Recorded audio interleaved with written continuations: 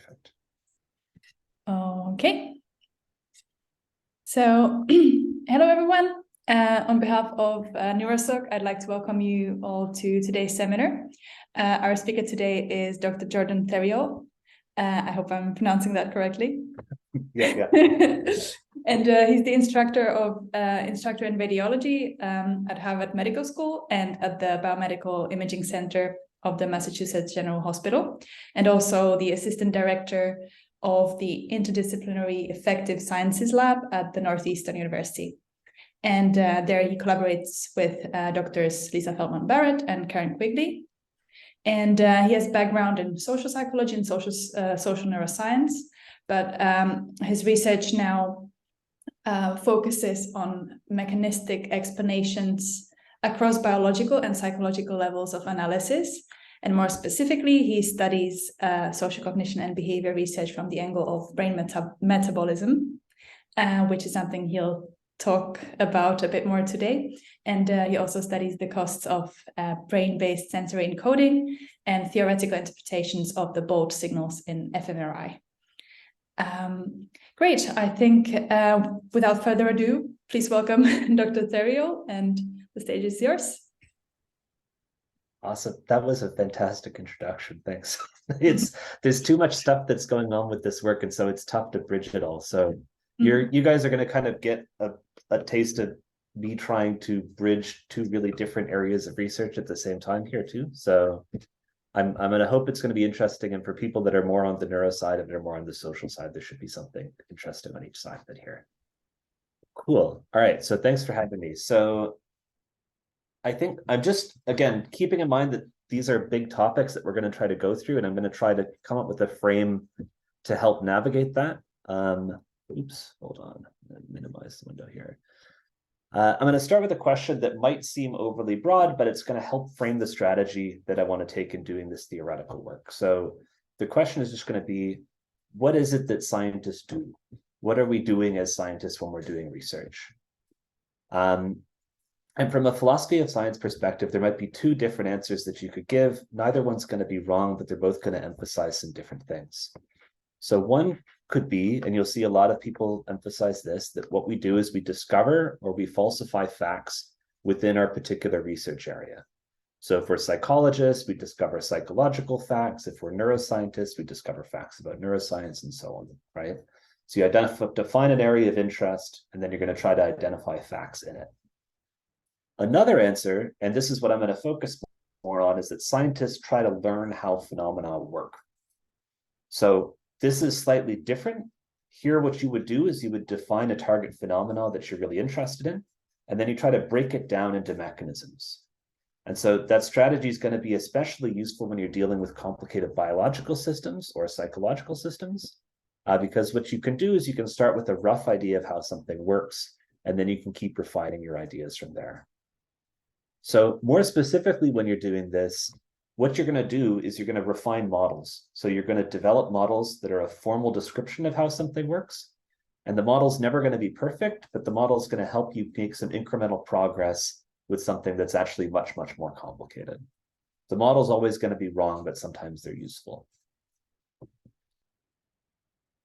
So another thing is it actually helps to think of models as a kind of metaphor. So including computational models. So, and what I mean by that is just that what a model is actually going to do is going to take something that you've gotten used to thinking about in certain ways, and then it's going to put it into a new context. So a computational model, if you're formalizing something into numbers, is going to involve some abstraction, but it's going to be a useful tool for sometimes breaking you out of old habits. Again, the models aren't really going to prove something one way or the other, but they're going to help you open up some new ways of considering old problems. So like I said in the title, in this talk, what I'm going to do is I'm going to try to deal with two familiar metaphors that we might use when we're performing analysis or when we're talking about people's behavior. And I'm going to try to refine how we understand both of them. So the models are going to be the metaphor of social pressure and a metaphor of brain activity that we consider when we're doing functional fMRI. And the goal here, again, is going to be to dig deeper into the mechanisms of how those phenomena actually work. And that should help us interpret what they mean, how to interpret these sorts of things. So my background's in social psychology, so I have a favorite experiment in social psychology that you guys might be familiar with. If you know the classic work by Ash on conformity, this is taught in like intro social psychology, so I'm assuming people mostly know it. But if you don't, what's happening here is that people are given a really simple task to do in a social setting. And the task is just to look at the line on the left and then just say which line on the right it matches to. So in this case, you'd say, obviously, A, you'd get some other lines, you'd try those out, and you'd give those. The trick to it is that this poor guy in the middle who's squinting at it is actually the only participant, and everyone else is a confederate who's working with the experimenter. So after doing the study normally for a little bit and giving the correct answer, all of these other guys start unilaterally giving the incorrect answer. So they'll all say that it's B. Go down the line, B, B, B, and you can see that this guy's number 6, so he'll be the 6th one to answer, and everyone else is given this incorrect answer when it comes to him. And what happens is that this poor guy ends up feeling social pressure to conform to the group expectation and to give the answer that everyone else is given. And so for a classic study that happened in the 50s, it might be a bit controversial to say this, but I don't think that we ever actually really explained the mechanism that was driving conformity here. So a lot of important follow-ups tried to rule out competing explanations. So they gave explanations like informative influence. So informative influence is just ruling out a possibility here that this guy is giving an answer because he thinks maybe these other guys know something I don't. Maybe I wasn't paying attention when the rules for the study were being read. Maybe I'm misunderstanding it. Maybe I should just follow their lead because they're more knowledgeable than me. But other studies have ruled that out and found that that doesn't explain all of the conformity that's happening here. And whatever's left behind when people are being influenced by social pressure here, people have called normative influence, which just means that others expect me to behave in this way, and you go along with it. But if you think about that, right, normative influence is actually just a name for the fact that other people's expectations influenced your behavior. And that was really what we wanted to set out to answer in the first place. This isn't a mechanistic explanation, it's just redescribing the phenomenon. And so there's still a question of how is it that other people's expectations are exerting this causal force on your behavior? And it's not that there have been no answers, but I think there's some problems with the answers that people have actually given here. So a couple of hypotheses. The one that you'll see the most is that there's something about social reward that might explain why we conform to expectations. So people might say social norms enjoin behaviors through the promise of social sanctions. This is Bob Cialdini's idea. Or they might say that norms are transmitted through the punishment of deviance and the social success of followers. So we think about punishment and reward. So again, normative influence is probably actually going to be a combination of several different things. And it could be that reputation plays some role in it, but it's probably not the whole of it, because you can think of some obvious exceptions, like that it's actually pretty cool to be a nonconformist also. So it's not just social reward, and I think we should probably doubt that a little bit. So to think about it too, it's a combination of a couple different things. What I want to do is I want to get beyond the idea that reputation is telling the whole story. In any social situation, there's a lot of different normative expectations that can be in play, and we might even not consider violating them. So if you think about it right now, you're in a meeting, there's all sorts of norms that you could violate. If you're turning off your video, then like you're less at risk of anything. You're doing something that might violate people's expectations, but you control your behavior in all sorts of social settings. And you weren't necessarily taught every single step of that. So how do you get that reinforcement? How do you get that understanding of the nuance of what you're supposed to do in those situations? And so what I'm going to do in the first part of this talk is I'm going to introduce an overlooked mechanism that might help us explain how other people's expectations can influence this have this powerful causal force on your behavior. So, but before I do that, I just want to highlight one other metaphor that's probably familiar and that fits into this idea of reward or punishment in social settings. So people probably know the prisoner's dilemma game, but again, for people who don't, the general idea is that two players play the game. They can both win rewards, and they can both betray each other or cooperate.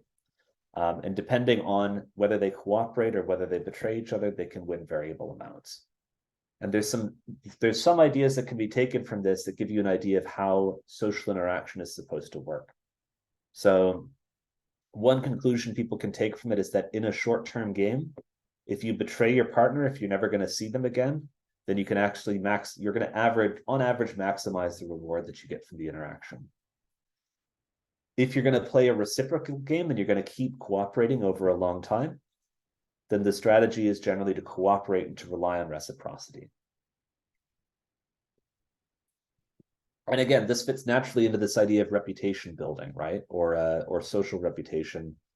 Because if you build up a reputation, you can maximize your long-term utility or your long-term reward.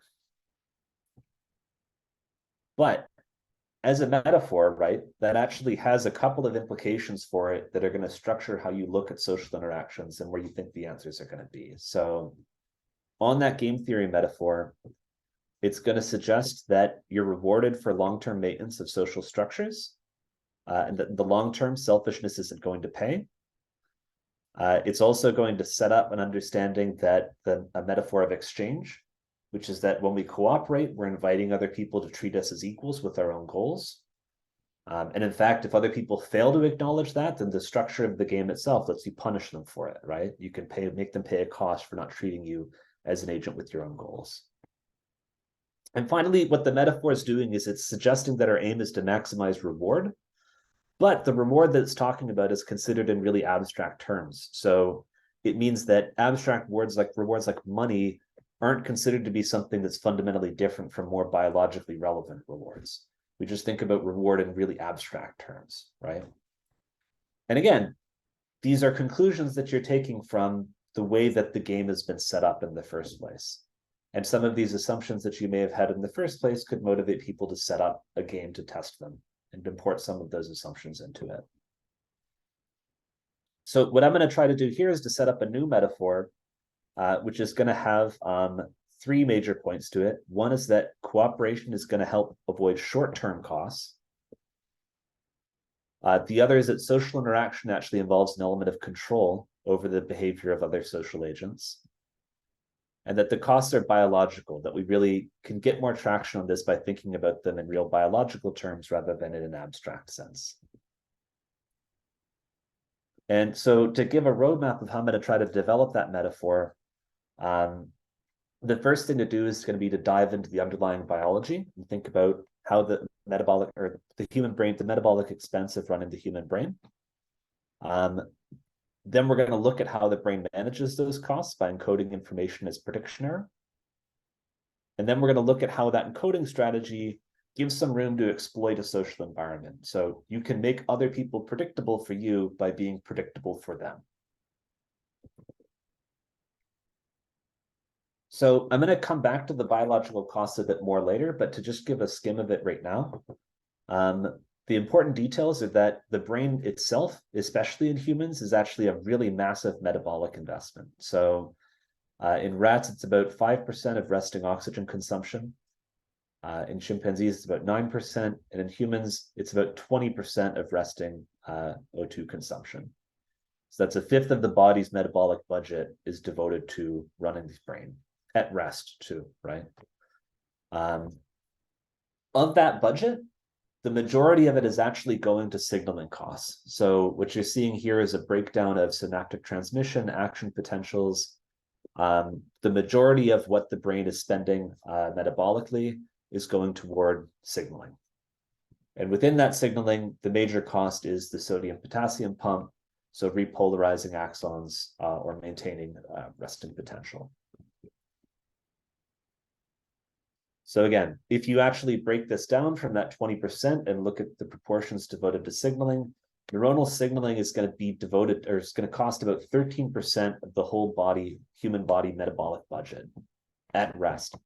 So it's a massive, massive investment in signaling. It's really expensive in biological terms. So if those metabolic costs of signaling are such an expense, then it would make sense for a well-regulated organism to look for ways that expense can be minimized whenever possible. So Darwin had actually made a really similar point to this And it said that natural selection is continually trying to economize in every part of the organization. So we can make some progress here by using some ideas from predictive processing, which I'm not going to go into a lot of detail about, but it's a catch-all term. It's an increasingly popular idea from neuroscience, that idea about neural encoding. And the gist of it is that what the brain's doing is it's engaging in predicting sensory signals that it's receiving and then filtering. And the idea is that a predictive brain is going to be a metabolically efficient brain.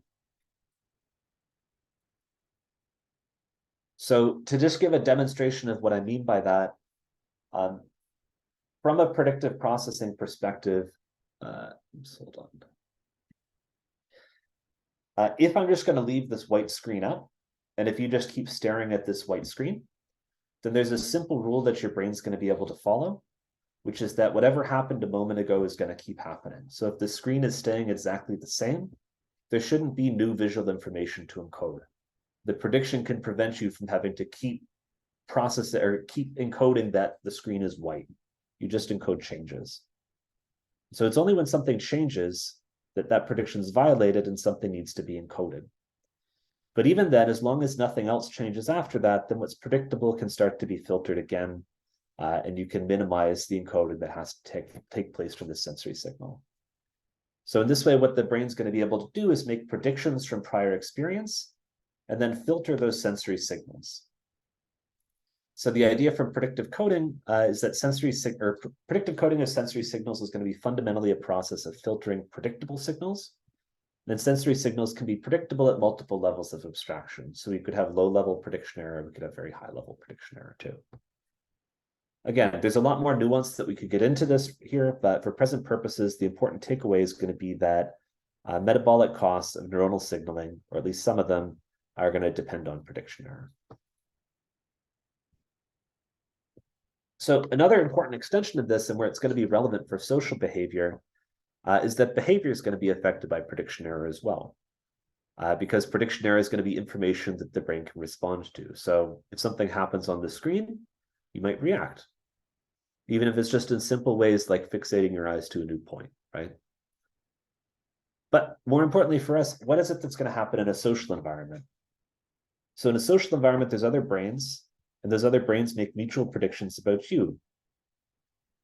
You'll react to them, and if you react, they'll react to that reaction, and then so on and so forth, right? What the other brains are doing is they're forming a part of your social niche. And the important insight here is going to be that you're coupled to that social environment. When you're unpredictable to others, they're going to be more unpredictable for you. And when you're predictable for others, they're going to be more predictable for you. And the idea is that being predictable for you might have a metabolic benefit in minimizing the encoding costs of that prediction error. So that's the abstract idea, but what we can do is we can use a computational model to formalize this a little more and show computationally how two agents interact with each other. So this is some work that I've been doing with Brendan Klein, who's at the Network Sciences Institute at Northeastern, and Robert Passis, who's a fantastic master's student in computer sciences, who'd reached out about the theoretical work and then really helped to pull this formalization together here. So what we did is we built a computational model to simulate these ideas. I'm going to diagram how the computational model works along with the notation. I'll put the math up for people that are interested, but I'm not going to go into a lot of detail with the math. I'm just going to try to give an idea of how the model works. So the idea is that if we have one agent and if we have another agent, the second agent can perform a behavior. And we're just going to represent this behavior as a series of numbers that are representing features of the behavior. So each entry of it represents whether a particular feature was present or absent in the behavior that the agent performed. And I'll put the notation here up so we can put the notation down. If that behavior is received by agent one, or if it's perceived by agent one also has the prediction about what behaviors it's likely to see from agent two. These are compared with each other, and we can get prediction error, which is the subtraction of the two. What's important is that prediction error can then be fed forward to modify the prediction at the next time step. These are the details. We use the sigmoid function for it, but I'm not going to go into the details of it. And then the other important implication is that that prediction error is going to proportionally change what we'll call their behavioral state, which is just what sort of behaviors are this agent likely to perform. If a behavioral state changes really drastically from one trial to the next, it's going to change the probability that the agent's going to do behaviors that have certain features. So this changes from trial to trial, but it's just representing what the agent is likely to do. So that behavioral state is going to generate a behavior for agent 2. So again, what happens is agent 2 performs a behavior, agent 1 predicts it. If it predicted it correctly, then the behavioral state is going to stay pretty similar to what it was, and the prediction is going to stay pretty similar to what it was. If the prediction was incorrect and if prediction error was large, then the behavioral state is going to change more drastically, and the new behavior at the next time step is going to be very different from the behavior that was there before. So all of these parameters here, these are some details about how we initialized these. And again, we'll come back to these and talk about them later if people are curious. The point is that the other agent does the exact same thing.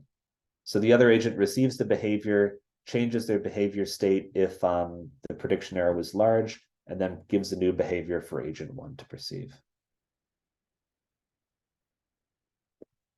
So one of the implications of this, and I'll model this in a second, is going to be that if an agent is unpredictable, if an agent is making incorrect predictions, then their behavior is going to be more of a moving target for the other agent. And if an agent is able to be predictable for the other agent, then the other agent's behavior should change less as well. It's going to be easier to simulate to show this, actually. So we're going to model this here, and we're going to have 2 lines, one that's black for agent 1 and one that's red for agent 2. What we're going to show on the y-axis is the average prediction error. So this is going to be across all of the different features, on average, what was the difference between prediction and prediction error. Along the x-axis, we're going to show a series of 500 trials. And we can initialize different complexities of behavior. So we can make the behavior really complicated, or we can make it really simple. In this case, it's going to be simple. There's just going to be 2 features of the environment.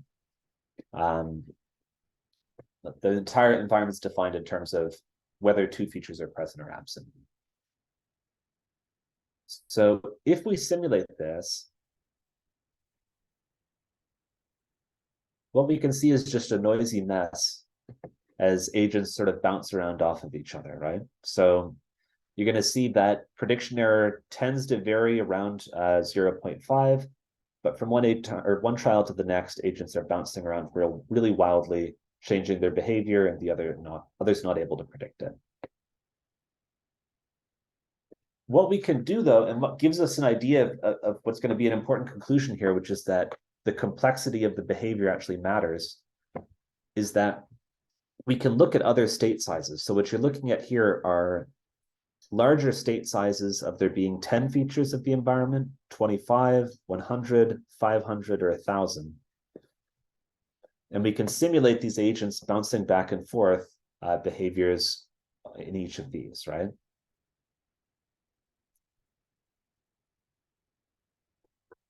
And again, the model is a very rough model right now, and there's ways that we could improve it to make it better. But the general principle here that we just want to take away from this is that there's some patterns that are only going to be visible when the behavior is complex.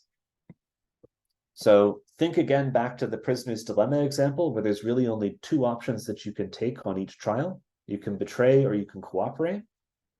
In this case here, when we try to model this sort of dynamic between agents using a really, really simple environment with only 2 states, we can't really see anything meaningful out of this dynamic. But when we look at a really complicated state, when you're trying to manage a really, really complex environment with 1,000 different states or different features that could be in it, the dynamic here seems to work a little bit better, where as agents gain some traction and manage to be able to make reasonable predictions about the other's behavior, they slow themselves down and the other agent is able to predict them. And they can reach an equilibrium in that case by sort of pulling each other's, making each other's behavior predictable. Cool. So the other thing that we can model, and this is to actually get at the core idea that we have here about conformity, is this idea of, does being unpredictable for other people make those other people unpredictable for you? And vice versa, if you're predictable for others, can you make others predictable for you? So this is the trace for the 1,000 time step, or for the 1,000 state size across 500 time steps. And what we're going to do in this trace is we're going to change the behavior state for agent 1 at these 4 time points.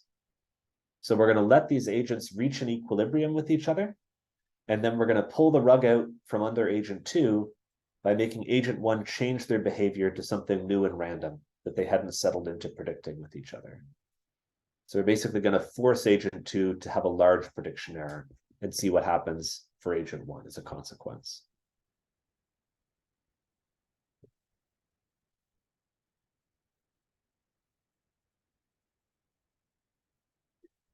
So what you're seeing here is this big red spike on the red line, which is agent 2's average prediction error.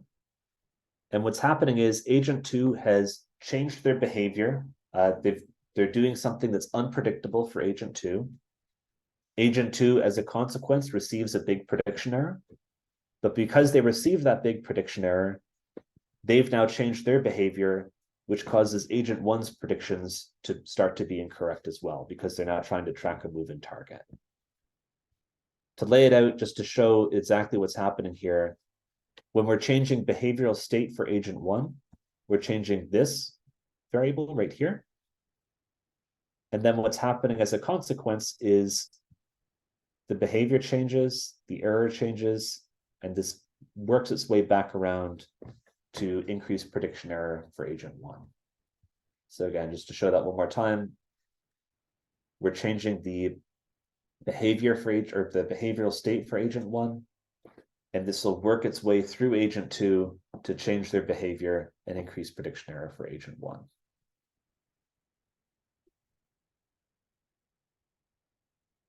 And so again, just to demonstrate, we could, using the same random seed here, so to run the exact same model again, we can remove that change in behavior state for this last step, and we'll see what happens.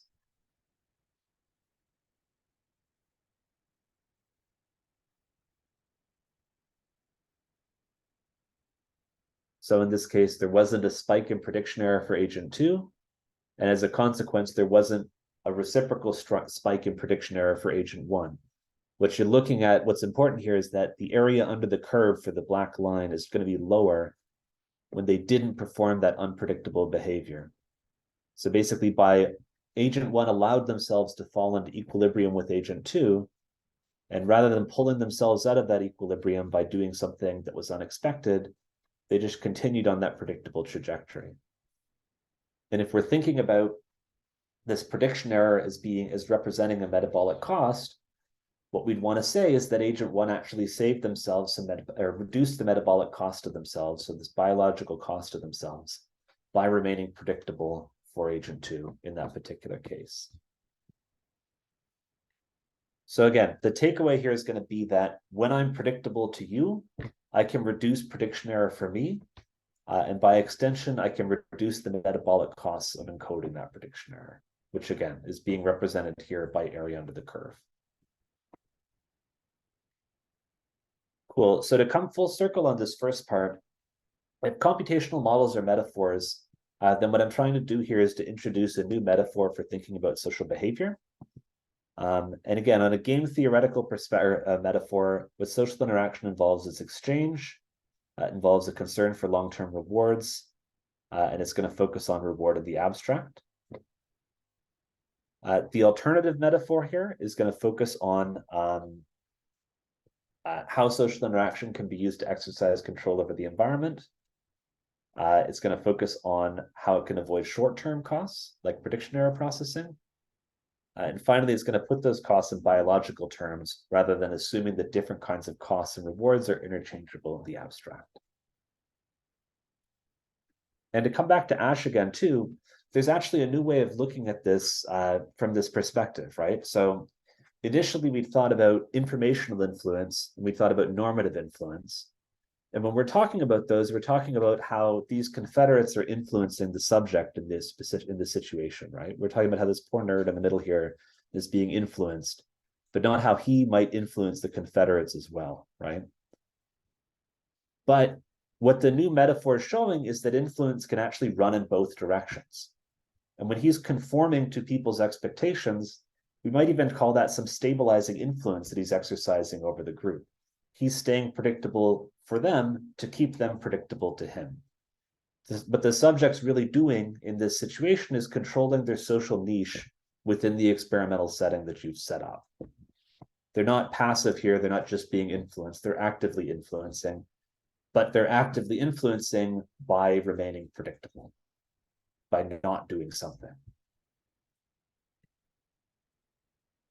So to dig in deeper and to sort of get to why I'm in the Department of Radiology now instead of a social psychologist, we can dig a little bit deeper into these biological costs, because this was a little bit of a gloss and we didn't dig super deeply into exactly what the mechanism is for the metabolic costs of prediction error processing.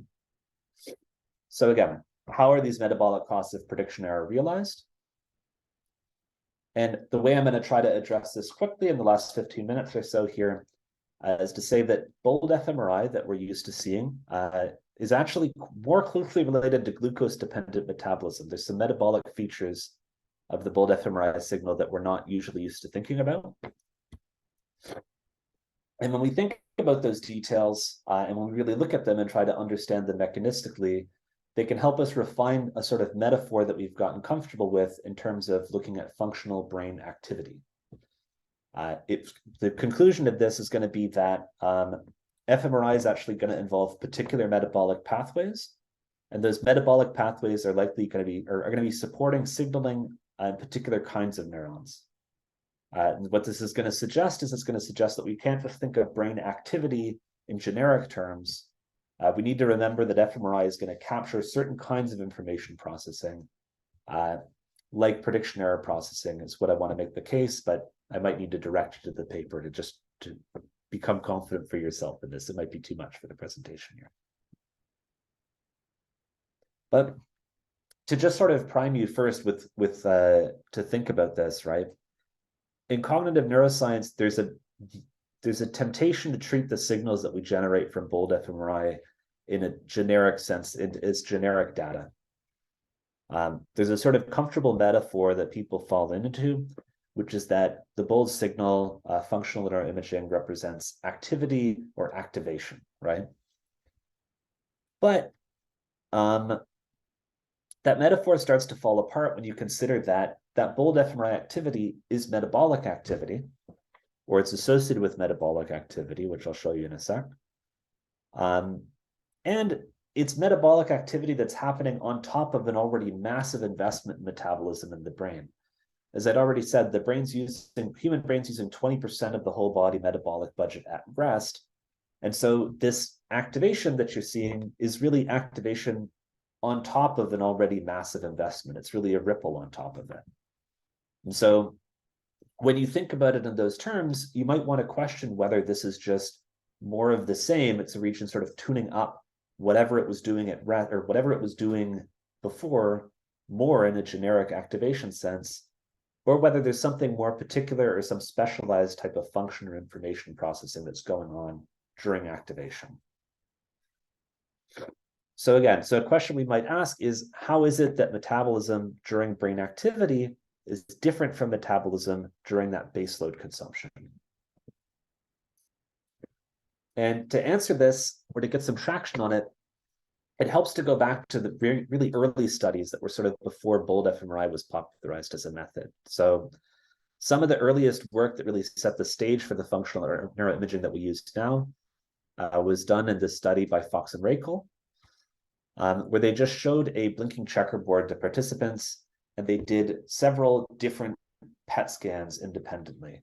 So not fMRI, but PET tracers, measuring things like blood flow, oxygen use, and glucose use. And the really important finding was that as they showed this checkerboard, they'd see blood flow to the visual cortex increase massively, but actually not see a large increase in oxygen use in the visual cortex. And what this created was an inflow of blood that was out of proportion to the glucose consumption that was being used, which produced the hemodynamic decoupling that gives us the positive bold fMRI signal. So again, for people that aren't doing a lot of functional neuroimaging, what we actually see when we're seeing these brain blobs of activity on the brain is we're seeing a flood of oxygenated blood coming into a region because the blood flow increases at a rate that's out of proportion to the glucose use. But what's fascinating from this Fox and Rakel work is that there's actually something else going on at the same time that's not usually measured in fMRI and that hasn't really gotten a good explanation since some of this original work, which is that glucose use actually increases in proportion to the blood flow to those regions. So what's happening is brain regions that are quote unquote activated increase blood flow, increase glucose consumption in proportion to that blood flow, but only increase oxygen use slightly. And what that means is that the glucose and the oxygen use have actually decoupled from each other, which is strange because the other place that you would normally see something like that, or the other place where you'd normally see glucose consumption happening without oxygen consumption in proportion to it, would be things like in muscle tissue during a sprint, in places where oxygen can't reach the tissue to actually get the full yield of energy. Because this glucose consumption is actually going to generate about 15 times less ATP, less cellular energy per glucose molecule. It's also going to generate lactate, which if you're familiar with the muscle is lactic acid, which is going to need to be circulated away from active regions. And this is kind of presenting a mystery, and this has not been something that's super well explained, because what's actually happening here, right, is that the brain is using glucose in a way that it would in muscles during a sprint. But unlike in muscles during a sprint, it actually has tons and tons and tons of oxygen available that it could be using. So for some reason, these active brain regions are chewing up glucose for a very small metabolic yield, even though there's oxygen available that they could use to get a much, much larger yield per glucose. So again, the point here is that glucose use is exceeding oxygen use. There's a bunch of names for it. Some people, if you look in the literature, will call this aerobic glycolysis. If you look in cancer, where this actually happens also in tumor cells, you'll see it called the Warburg effect. I'm just going to call it metabolic decoupling here because it's a much easier term to use. And you just keep in mind that metabolic decoupling refers to this glucose over oxygen use, right? So with that in mind, right, that sensory stimulation or delivering stimuli in an experiment is actually increasing this glucose consumption massively and getting you this very kind of strange metabolic response. It helps to come back to think about what's happening when we're presenting stimuli in an fMRI scanner, right? We talked about earlier that when you pop something into existence on a screen, there's some prediction error and the brain's going to have to respond to it. In this case, it seems to be having a metabolic response to this glucose consumption that coincides with the bold signal. This is all equally true, right? When you're popping stimuli into existence in a scanner, one by one against a black screen, you're basically popping things into existence that aren't using the sorts of naturalistic predictions that your brain would be able to make as it normally navigates through an environment. Unless you're dealing with the computer screen like we are now, you don't have things pop into existence. They usually have some movement through a space and you're able to track them from moment to moment and make predictions, right?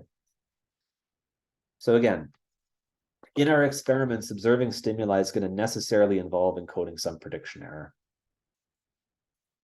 Excuse me. A lot of work has used naturalistic viewing paradigms where we look at movies as well.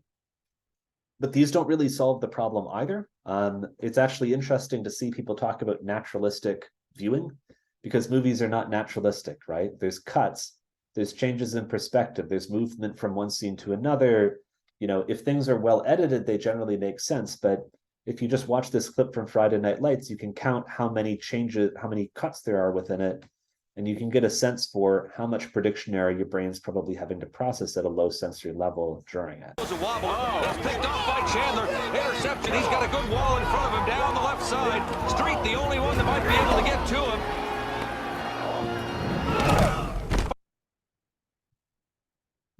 Right? So again, movies are popping sensory stimuli into existence just as stimuli do. They're well edited, they're naturalistic, but you are definitely not navigating things as the brain typically would, and you're potentially getting some prediction error processing here as well. So again, it should be obvious, but if you put people into an fMRI, you're going to see a bold response in response to these stimuli.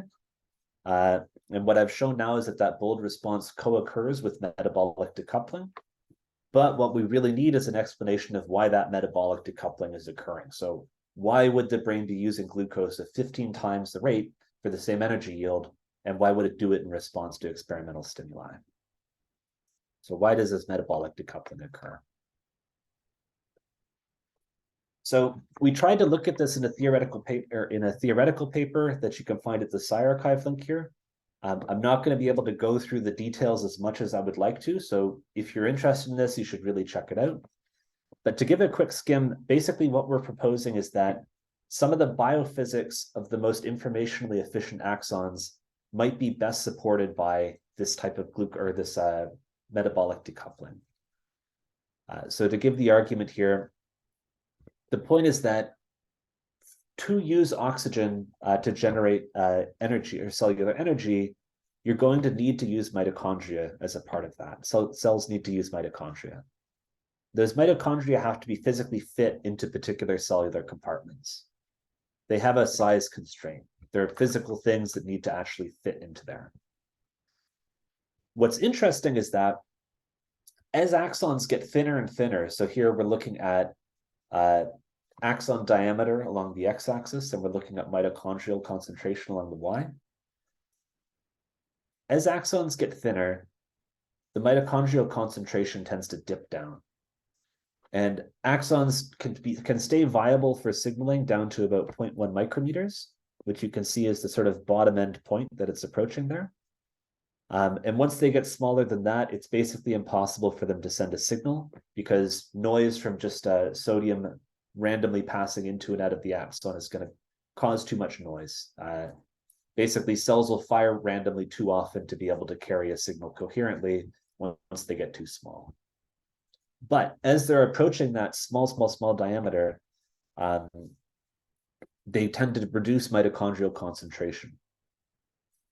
And you'll see this dip around 0.7 micrometers here. If you look at the distribution of where you'll find axons and what diameter they are, across several different samples, they tend to skew toward that very, very small bottom end of it. So you'll find a larger proportion of these axons that are extremely, extremely small, but are potentially so small that it's difficult to fit the mitochondrial organelles that would support the oxidative metabolism. But to actually address function of why is it that these cells would minimize their size in this way, there's been simulation work that's showing that these thin, like extremely, extremely thin axons can actually send more information per ATP. And we can go over in the Q&A why exactly that is, but for now, just to say, as they get smaller and smaller, they actually get more bang for their buck in terms of information sent per ATP spent. So pulling all of that together, a conclusion that you might draw is that metabolic decoupling might be supporting information efficient signaling in thin axons. So particular types of axons may be supported by this particular type of metabolism. And again, the point is decoupled metabolism may be supporting qualitatively different kinds of signaling versus coupled metabolism, where glucose and oxygen are being consumed in proportion to each other.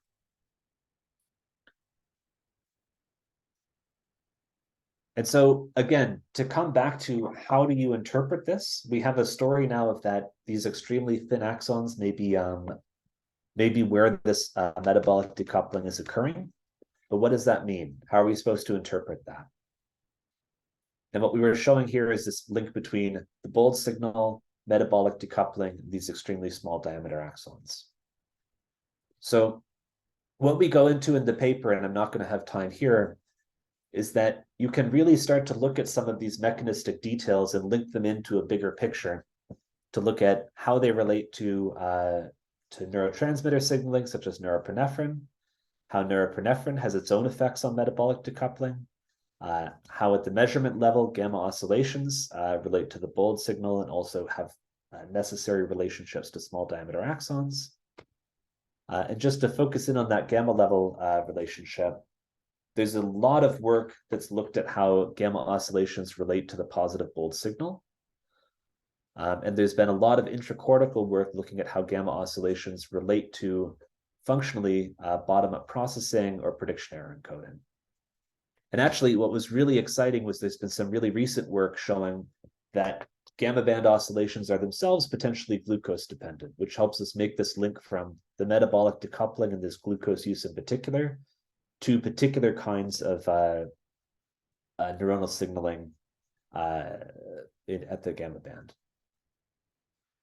So again, I really encourage you to check out the paper if this is interesting to you and if you want to look into this some more. But the conclusion here is that metabolic decoupling might be supporting particular kinds of signaling. And at the very least, you should avoid thinking about metabolic decoupling that coincides with the bold signal as signaling generic regional processing or activation. That's an old metaphor that we're using, that we think about brain regions as being turned on or having their function, or that seeing this bold signal that coincides with metabolic decoupling tells us something about function, as opposed to particular types of processing that might be using particular kinds of neuronal populations. And again, the paper, a preprint of it is available online right now, where we've tried to really go into this in a lot of detail. All right, so to close out, to come full circle, we talked about how computational models are metaphors. And here I've tried to introduce two new metaphors. So the first one was presenting an alternative to a game theory model. We're suggesting that instead of cooperating or competing for long-term reward, people can control others and they can regulate their short-term biological costs. Again, these aren't 100% alternatives to each other. They're just different ways of looking at the problem. And the other metaphor was the metaphor of brain activation. And what we were suggesting was that bold fMRI, rather than indicating the function of a region or network, might be suggesting that particular kinds of information processing are occurring instead. And we're starting a grant to investigate this further right now, and I hope that the next time we talk, I can have some empirical evidence to support this. We're doing, if people are interested, simultaneous PET imaging and fMRI to look at in one shot glucose and oxygen consumption in the brain.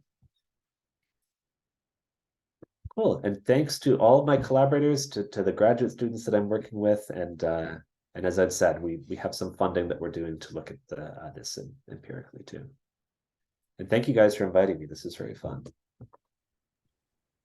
Thank you so much. Thanks for the great talk. It was I found it very accessible. So even though there was so many this combination of different disciplines and also the formulas in it, but I still found it easy to follow. So that was great. Awesome. Before we give the word to any potential people who might have some questions, I'm just gonna start with a question myself. I'm just wondering, with this control model that you were describing earlier, and you were describing this, there was a series of graphs showing how the prediction errors relate to each other if you have two people. Yeah. I was just wondering, was that all just fully modeled, or did you run a series of experiments for that? Because I couldn't quite follow where this. You mean for this here? Yeah. Yeah. So this is all simulated. So this is this is basically taking the math that was laid out here, right? Yeah. And what we're doing is we're initializing both agents randomly, and then we're just letting them interact with each other for 500 steps.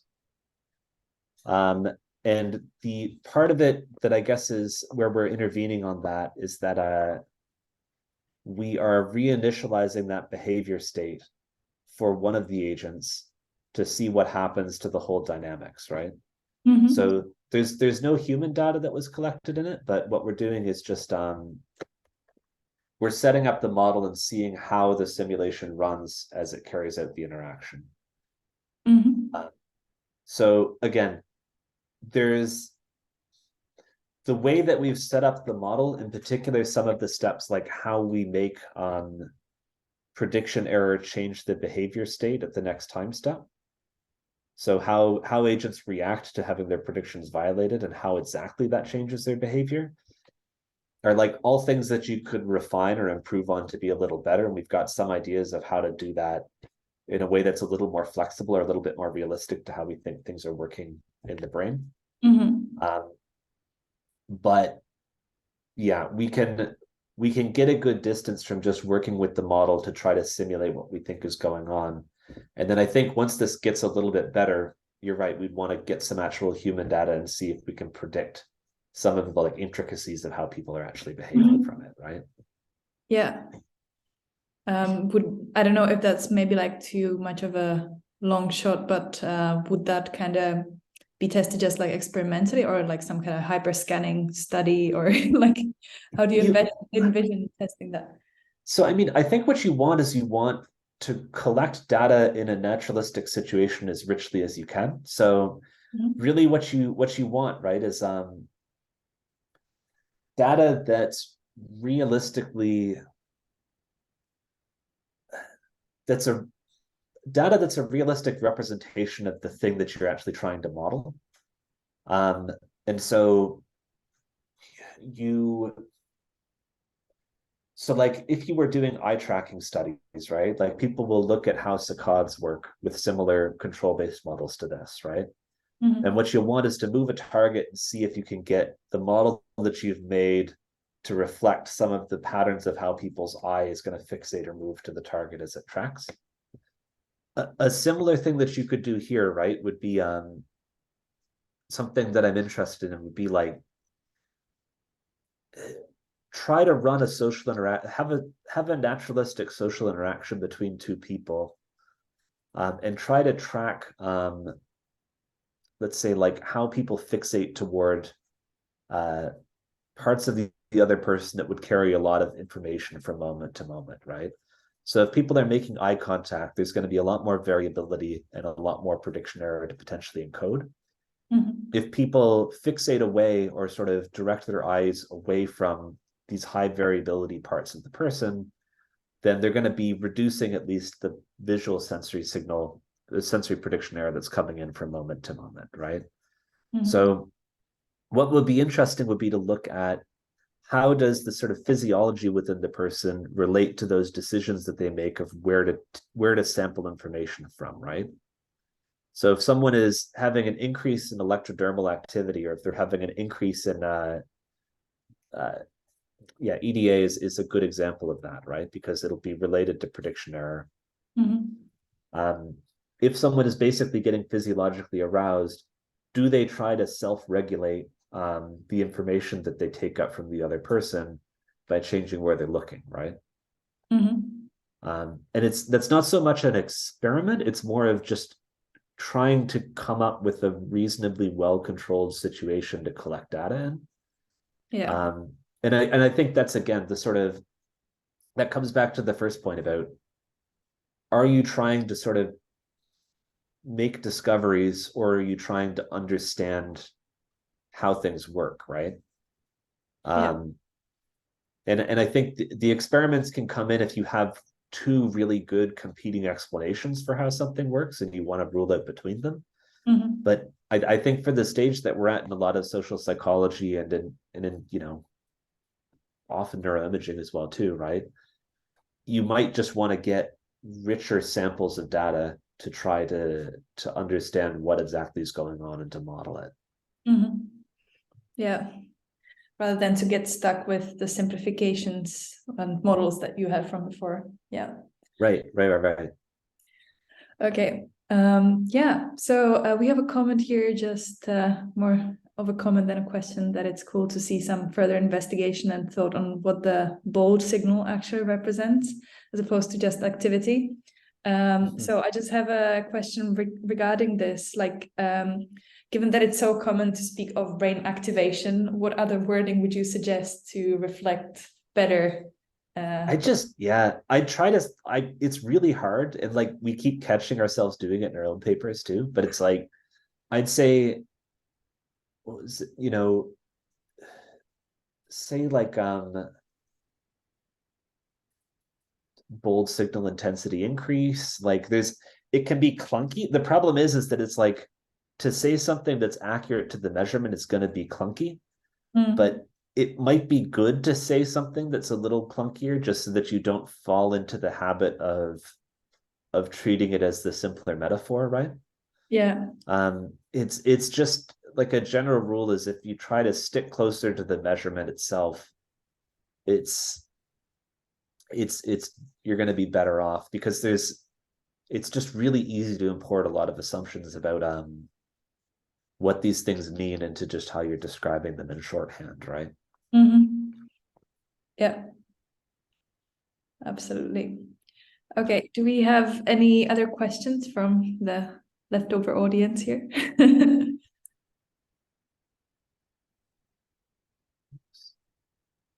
Doesn't seem so.